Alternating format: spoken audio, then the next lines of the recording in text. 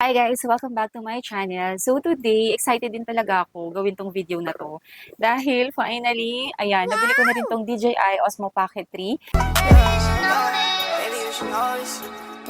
na matagal ko na rin talagang pinag-isipan kung bibilin ko ba talaga siya or hindi.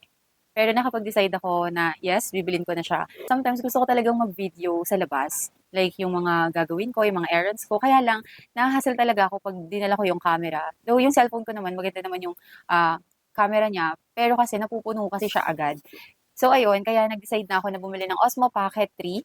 And I'm so happy naman sa purchase ko na to. So kinuha ko na nga pala guys is yung creator package na. So meron na siyang kasamang bag para wala na akong iisipin, kompleto na may microphone na lahat-lahat okay na.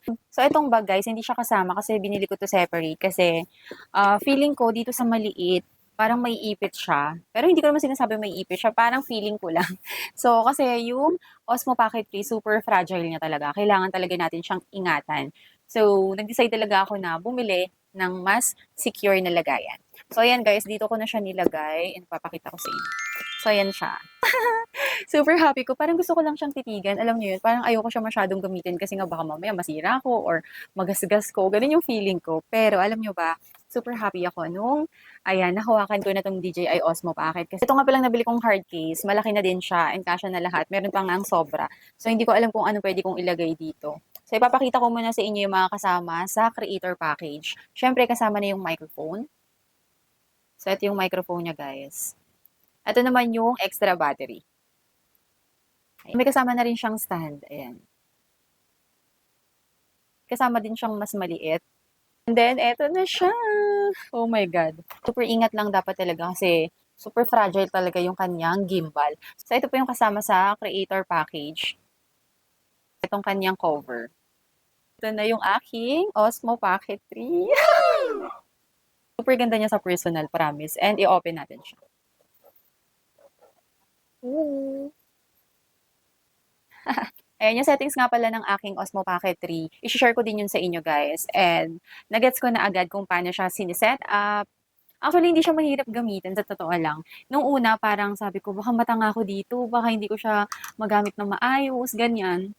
Pero kapag hawak mo na talaga tong unit, ma-explore mo na siya and malalaman mo na kung paano siya ginagamit. And na-set up ko na rin nga pala siya lahat-lahat. Para makapag-transfer ng photos and videos, meron kayong apps na kailangan gamitin. So, ituturo ko yan sa next video ko. Nakatawa lang kasi naaalala ko before, nung nagsisimula pa lang ako mag-vlog, ang gamit ko lang talagang camera is yung cellphone ko. And try lang yun kasi nga parang super bored ako nung nag-work pa ako sa abroad. And hindi ko rin naman in-expect na mag-upgrade at mag-upgrade ako ng mga gadget na gagamitin ko. Maganda quality talaga ng DJI Osmo Pocket 3. Yun nga lang, kailangan nyo lang talaga siyang ingatan kasi medyo fragile talaga siya, especially itong kanyang gimbal. So kapag ginagamit ko siya, super ingat talaga ako. And medyo nakakatakot kapag alam mo yun, napuwersa nyo siya, ganyan. Kaya dapat ingatan nyo maigi. Ito na nga rin pala kinuha ko kasi kapag kinumpute nyo naman din isa-isa, same lang din yung presyo, mas mura pa nga kapag yung creator combo yung kukunin. And yun nga, nakakuha pa ako ng voucher dito kaya I'm so happy.